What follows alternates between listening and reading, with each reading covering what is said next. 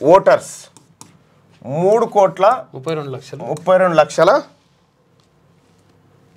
16,348 16,348 వీళ్ళు ఓటర్లు అంటే 18 సంవత్సరాలు నిండినటువంటి ఓటర్లు. ఇక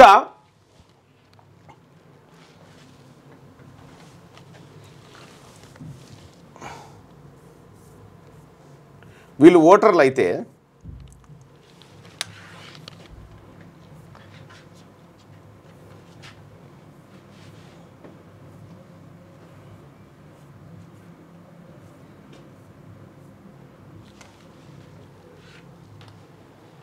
వీళ్ళు ఓటర్లు కదా అంటే 18 సంవత్సరాల కింద ఉన్న వాళ్ళ లెక్క రావాలి ఇక అంతే కదా. అంతే 0 నుంచి 18 సంవత్సరాల వరకు రావాలి.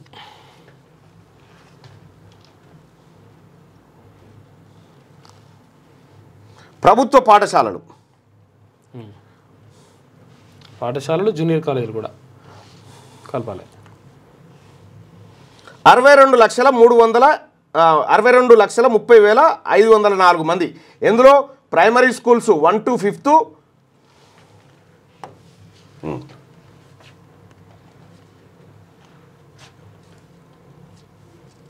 ప్రైమరీ ఎడ్యుకేషన్ అంటే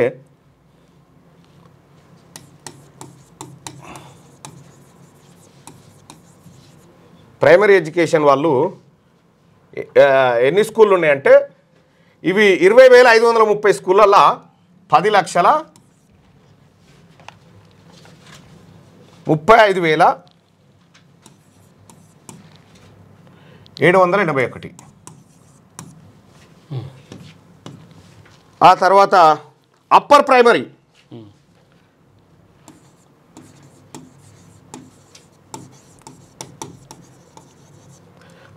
అప్పర్ ప్రైమరీ స్కూల్స్లో ఉన్నటువంటిది చూస్తే 6th 7th వాళ్ళు 8,68,377. ఇది ఎడ్యుకేషన్ డిపార్ట్మెంట్లో సైట్లో ఉన్న లెక్కలేవి, సొంత లెక్కలు కావు.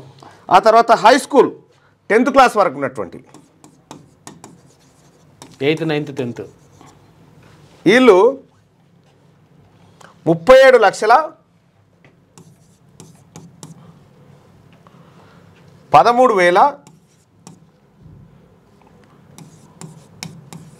ఇది 40 మంది హై స్కూళ్ళల్లో ఉన్నారు. ఇక intermediate first year second year వీళ్ళు కలిపి ఇంటర్ ఫస్ట్ సెకండ్ వీళ్ళు 6,13,306 వీళ్ళు ఈ మొత్తం కూడితే క్యాలిక్యులేటర్ తీసుకున్నా నన్ను చూస్తావు. ఓకే ఓకే ఉన్నాయి వెంటనే కూడాలి.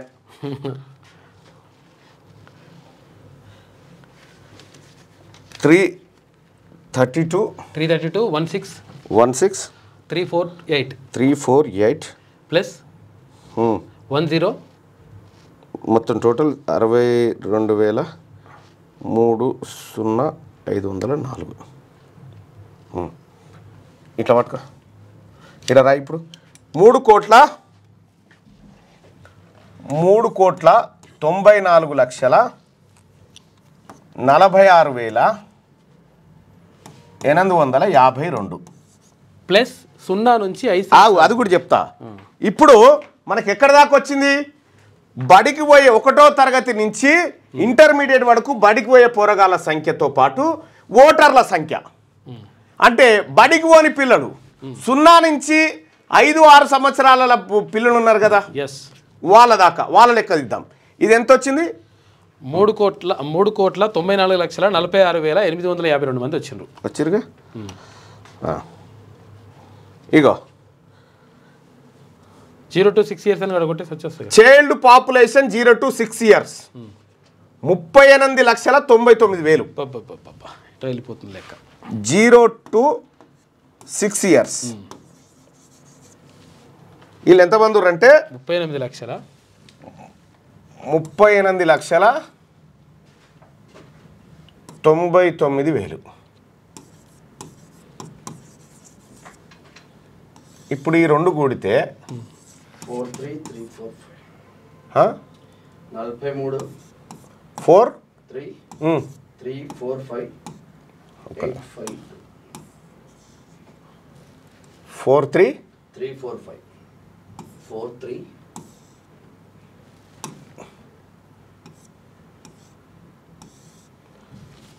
44 కోట్ల 43 4 కోట్ల 30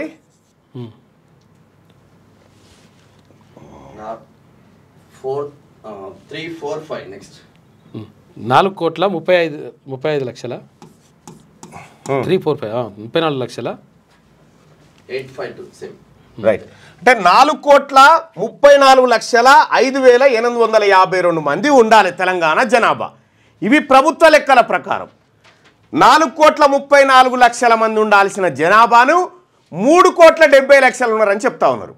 అంటే ఇవి 30 అవి 34 64 లక్షల మంది. ఈ 64 లక్షల మందిలో దళితులు పోయిరు, ఆ తర్వాత ముస్లింల జనాభా తగ్గించేసిరు.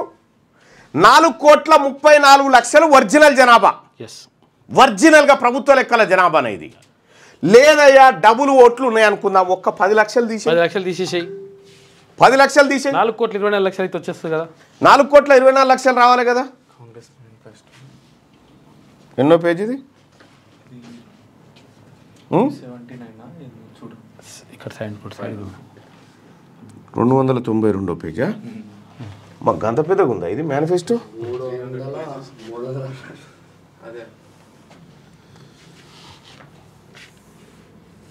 292 ఇంకా రా. 4 కోట్ల ఎంత కాదనుకున్నా 4,20,00,000 మంది జనాభాను 3,70,00,000 తీసుకొచ్చి బీసీలను 40 లక్షలు కట్ చేసిరు. 92 చాలు చాలు మళ్ళీ ఆగ 84,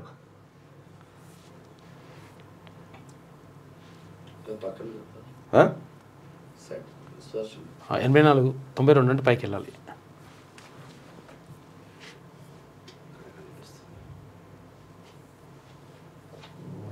89 కొంచెం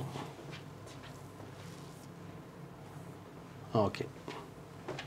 98కి వచ్చినాక ఆడ వేరే కనిపిస్తుంది. 91 ఇగో 92 ఇదే. ఇగో ప్రభుత్వ స్కూళ్ళల్లో చదువుతున్నటువంటి పిల్లల లెక్కనే ఇది. ఇగో 2022-23లో 62,30,000 మంది చదువుతారు. ఎస్, ఓన్లీ ప్రభుత్వ స్కూళ్ళు కాదు, అన్ని స్కూళ్ళలో, ఓకే, అన్ని స్కూళ్ళలో కలిపి 62,30,000 మంది వీళ్ళు. ఓటర్లు 3,33,32,00,000. ఇవే దాటిపోయా 4 కోట్లు. ఇంకేం కావాలి? ఇంకేం చెప్పాలి లెక్కలు? 10 లక్షలు తీసేసుకున్నా కానీ పోతుంది లెక్క. ఈ దొంగ లెక్క కదా. 4,20,00,000 రావాలి కదా. ఇగో source commissioner and director of school educational statics booklet 2018-19 commissioner and director of school education నుంచి తీసుకున్న డాటా ఇది.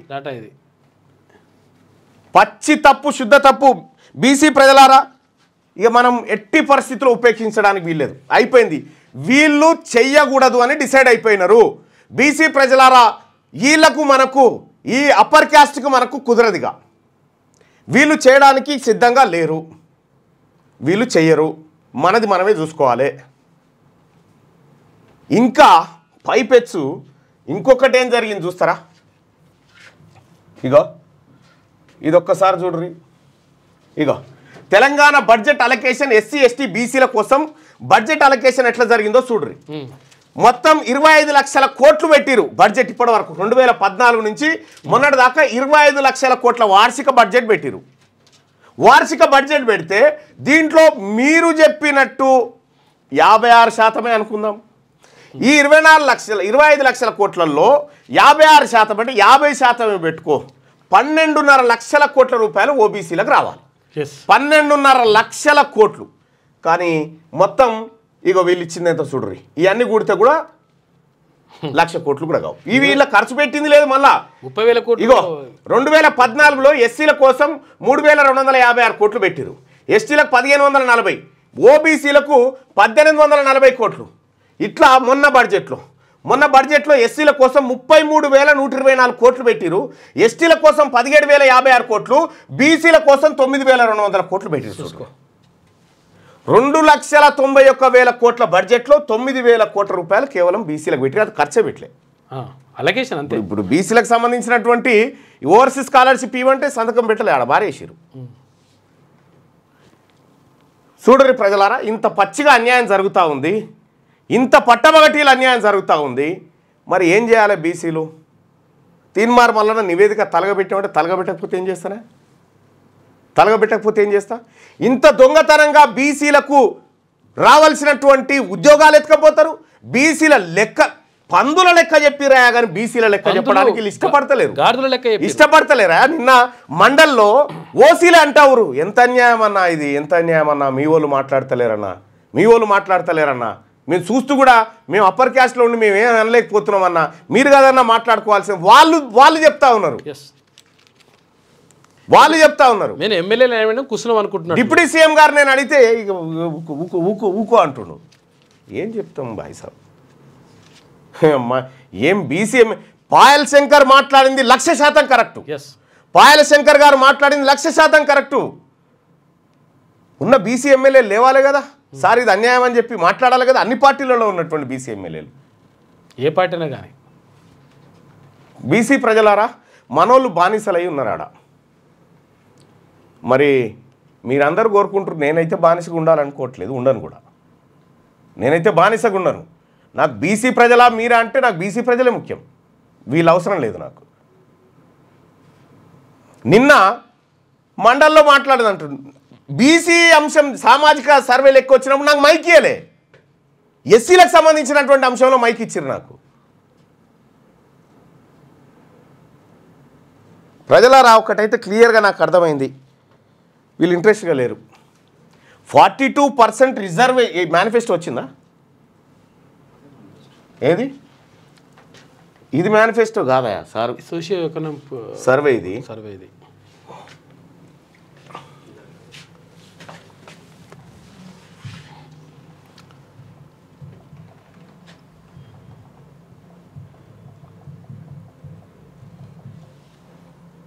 कांग्रेस मैनिफेस्टो नोटिस लिखते हैं.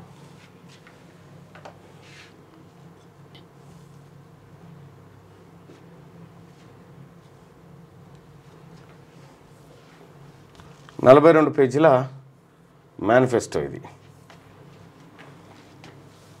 కామారెడ్డి బీసీ డిక్లరేషన్ 15వ పేజీ.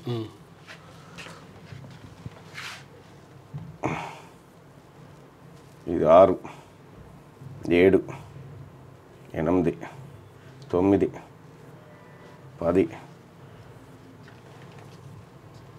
12 minority declaration. ఇంకో కామారెడ్డి డిక్లరేషన్. ఇందులో ఏం చెప్పారు? Reservations. BC reservation will be increased based on caste census and BC commission report with in 6 months of assuming power. అధికారంలోకి వచ్చిన 6 నెలల లోపల బీసీల రిజర్వేషన్ పెంచబడుతుంది క్యాస్ట్ సెన్సస్ ఆధారంగా.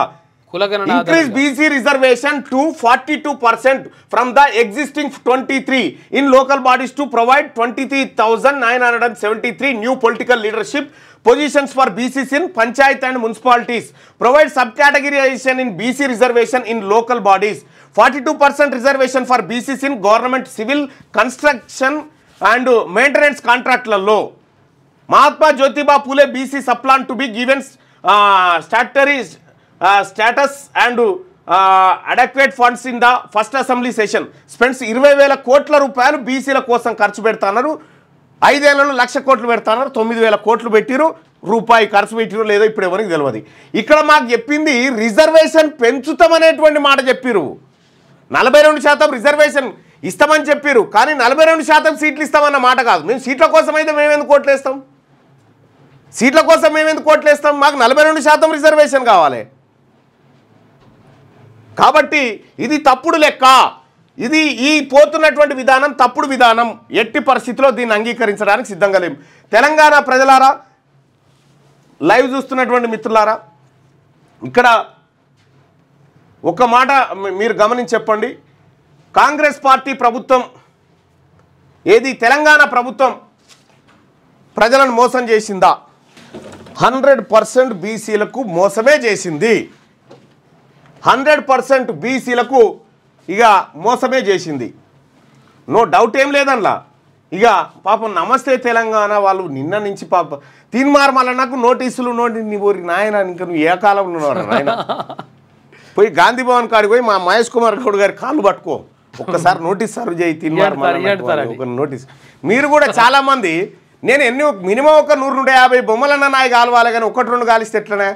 మీరు కాలువాలి, మా బీసీలు చూడాలి దాన్ని. రాష్ట్ర వ్యాప్తంగా దేశవ్యాప్తంగా కాలువరి ఎట్లా మీరు ఇట్లా పల్సగా చేస్తే ఎట్లా, పొడిగా చేస్తే ఎట్లా అవుతుంది? దయచేసి ఇవాళ కనీసం 120 నుంచి 150 బొమ్మలన్నా నా ఇది తలగబెట్టాలని చెప్పి నేను ఆ సోదరులకు చెప్తా ఉన్నా. ఎట్టి పరిస్థితుల్లో తలగబెట్టాలి. తలగబెట్టకపోతే మీలో ఐక్యత లేదన్నట్టే. మీరు తలగబెట్టాలి, దాన్ని మా ప్రజలందరూ చూడాలి. తెలంగాణ ప్రభుత్వం బీసీ ప్రజలను మోసం చేసిందని మీరు భావిస్తున్నారా? రైట్, బీసీలను మోసం చేసింది అని 83% మంది అభిప్రాయపడతా ఉన్నారు. బీసీలను మోసం చేసింది కాంగ్రెస్ పార్టీ విధానం కరెక్టే ఉంది, ప్రభుత్వం మోసం చేసింది. కాంగ్రెస్ పార్టీ విధానం, మా నాయకుడు రాహుల్ గాంధీ గారి విధానం కానీ మా నాయకుడు మహేష్ కుమార్ గౌడ్ విధానంలో కానీ మార్పు లేదు. కానీ ప్రభుత్వం మోసం చేసింది. ఇక్కడ ప్రభుత్వంలో ఉన్నటువంటి కొంతమంది అగ్రకులాల వాళ్ళు చేసినటువంటి మోసం ఇది. అగ్రకులాల వాళ్ళు చేసినటువంటి మోసం. ఖుద్దు మా నాయకుడు రాహుల్ గాంధీ గారు పార్లమెంట్లో మాట్లాడుకుంటే ఈ మాట చెప్పిండు, ఏ బీసీ ప్రజలారా, బీసీ ఓటర్లారా అని చెప్పి. చూసిరా, ఓబీసీ ప్రతినిధులారా మీరు అక్కడ కూర్చున్నారు, మీకు పవర్ లేదు కానీ మీరు నోరు తెరుస్తలేరని చెప్పి మా నాయకుడు రాహుల్ గాంధీ గారికి చెప్తా ఉన్నాడు. నోరు తెరవండి ఓబీసీలారా అని చెప్పి చెప్తా ఉన్నాడు. నేను నోరు తెరుస్తా ఉన్నా.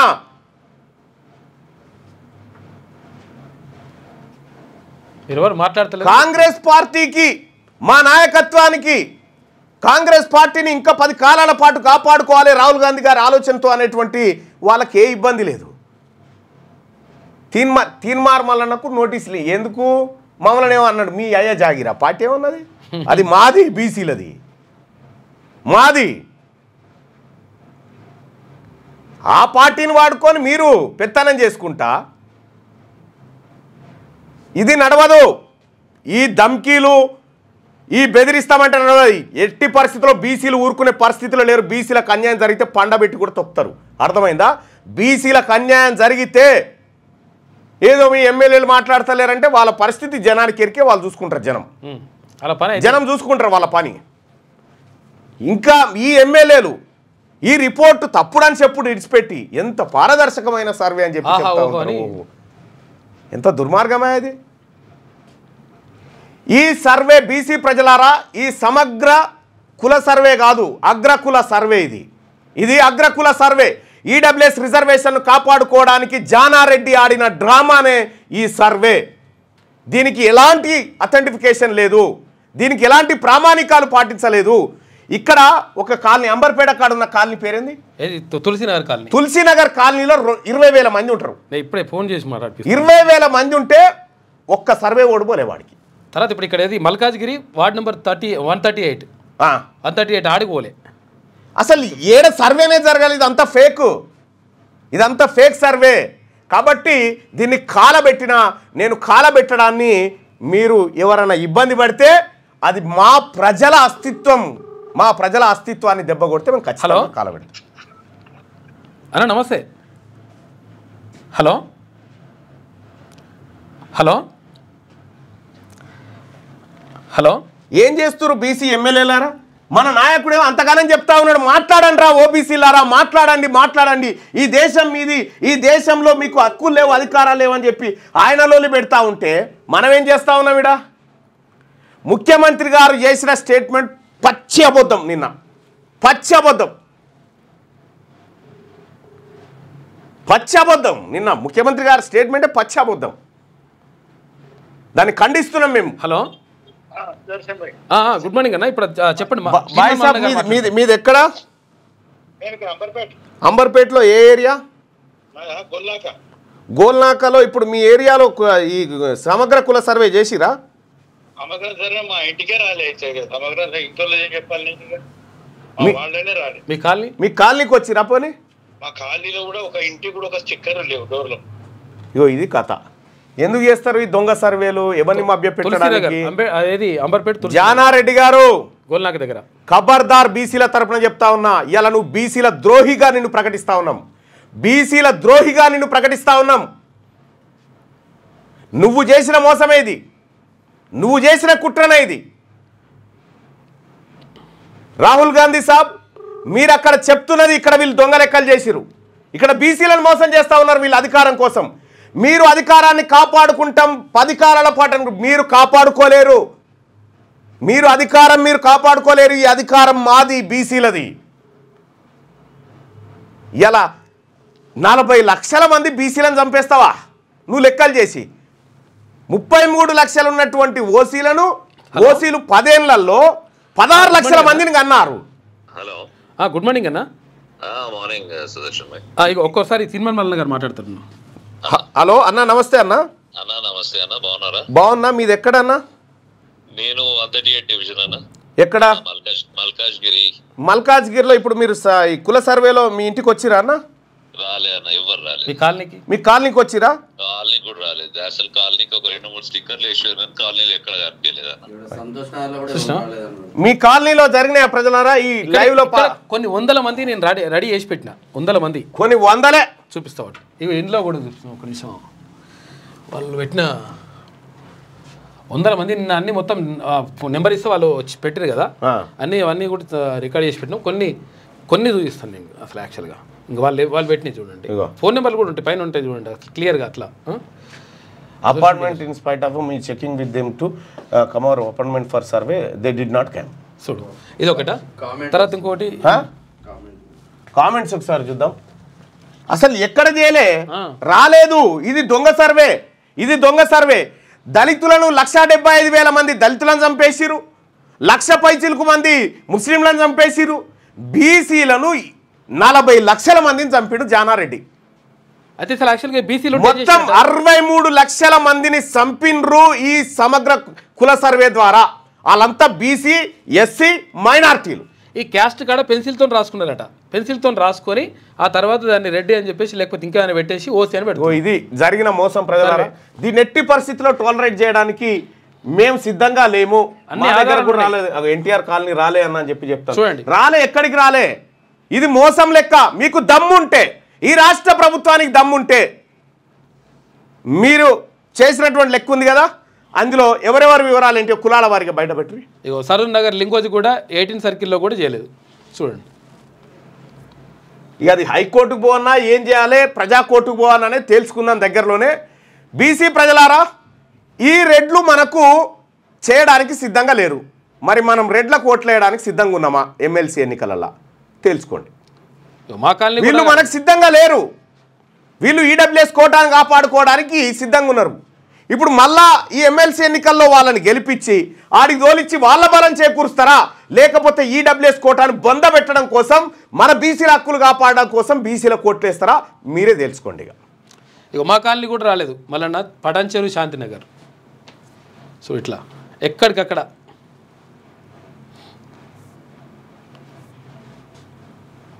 ఇంకా ఎందుకు కాంగ్రెస్ పార్టీ మోసం చేయలే బాయ్ సాబ్. కాంగ్రెస్ పార్టీ క్లియర్ గానే ఉంది.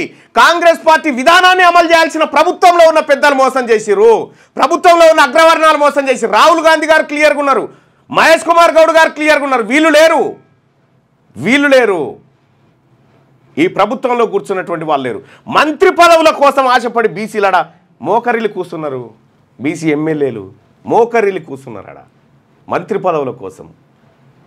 నేను చెప్తా ఉన్నా, మీరు రాసి పెట్టుకోరు. ఇవే మీకు చివరి ఎన్నికలు అవుతాయి బీసీల పక్షాన. లేకపోతే ఇవే చివరి ఎన్నికలు అయితే పక్కా. కాబట్టి బీసీ ప్రజలారా, వాళ్ళు మనకు ఏది ఇవ్వడానికి సిద్ధంగా లేరు. మనం ఓటు ఇవ్వడానికి సిద్ధంగా ఉన్నామా వాళ్ళకు? మన వాళ్ళకు మాత్రమే ఓట్లు వేసుకోండి. బీసీ ప్రజలారా, మన తల్లికి, బీసీ తల్లికి పాలు దాగినటువంటి మన బీసీ బిడ్డలారా, బీసీల కోట్లేసి గెలిపించుకోండి. ఒక్క ఓటు కూడా బీసీ ఓటు అక్కడ పోవడానికి వీల్లేదు. ఎల్బీ నగర్ హస్తినాపురంలో సగమే చేసిండ్రు. దశం ఎట్టి పరిస్థితిలో మేము ఉపేక్షించాం ప్రజలారా. ఇది ఇంకా చాలా వర్క్ ఉంది, చేస్తున్నాం. క్యూ న్యూస్ ఛానల్లో పనిచేయటకు అనుభవం గల సీనియర్ వీడియో ఎడిటర్స్ కావాలను సంప్రదించవలసిన నెంబర్ 8688926084. qnewsads@gmail.com ను సంప్రదించండి. లైక్ చేయండి.